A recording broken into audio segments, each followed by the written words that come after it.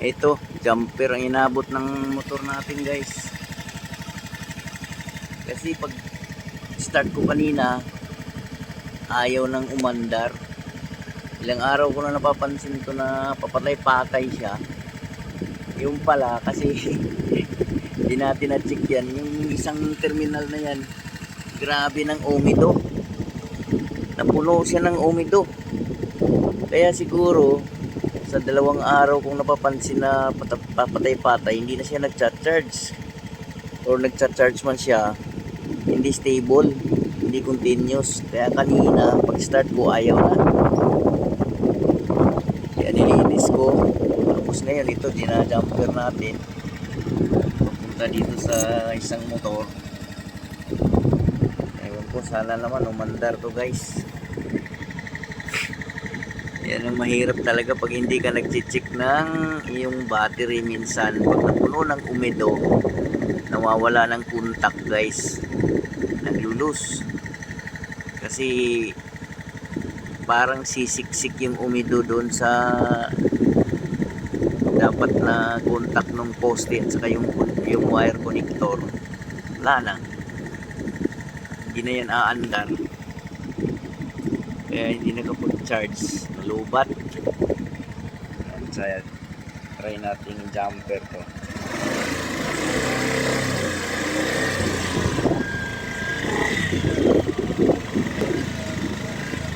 Kunting-kunti lang naman dapat na power ang kailangan nito kasi may power siyang konti. Kaya lang hindi niya kaya magpa-start ng makina. Kaya i-jumper natin. Sana naman pag nakargahan to ng konti, andar na siya. Mahirap to pag hindi umandar to. Baka kailangan natin magpalit ng battery nito. Patay tayo dyan, gastos.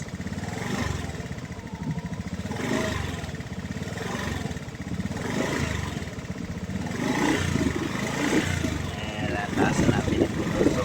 Revolusyon natin tong motor na nagcha-charge sa kanya para power na papunta sa battery ng motor natin.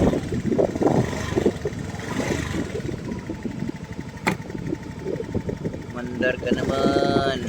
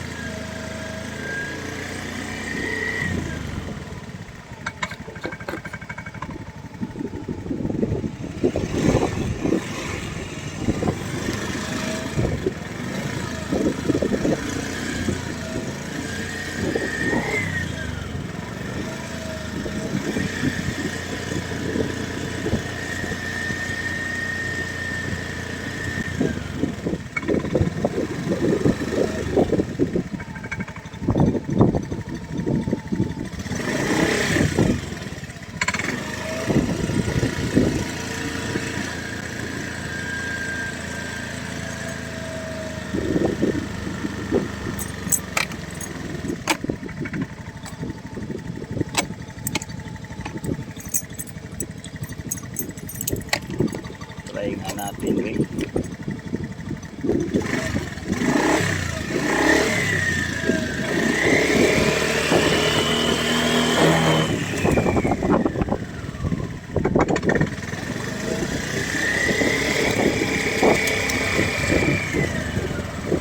Ayun guys, buti umandar na. Iikot na yung gulong. Thank you Lord. Hindi pa pala ako gagastos nito. Kala ko kailangan ko magpalit ng battery.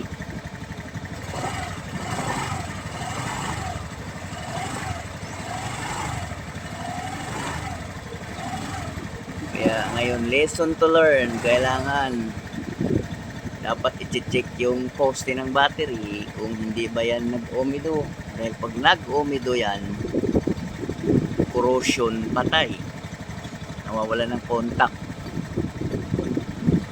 So ayun, ito nga palang pang jumper natin ay kable ng kuryente. Tinali ko lang dyan. Useful naman. paandar natin. Okay? Yan ang tandaan dapat ng ibang kasamahan nating mga motorista. Check din ng poste ng battery kung may time para maiwasan yung ganitong pangyayari. Dapat paalis na kami, hatid ko yung anak ko wala, pinahatid ko na lang sa pamangkin ko kasi ayaw mandar. Ngayon mandar na guys, kaya bibiyahin na tayo. Thank you for watching.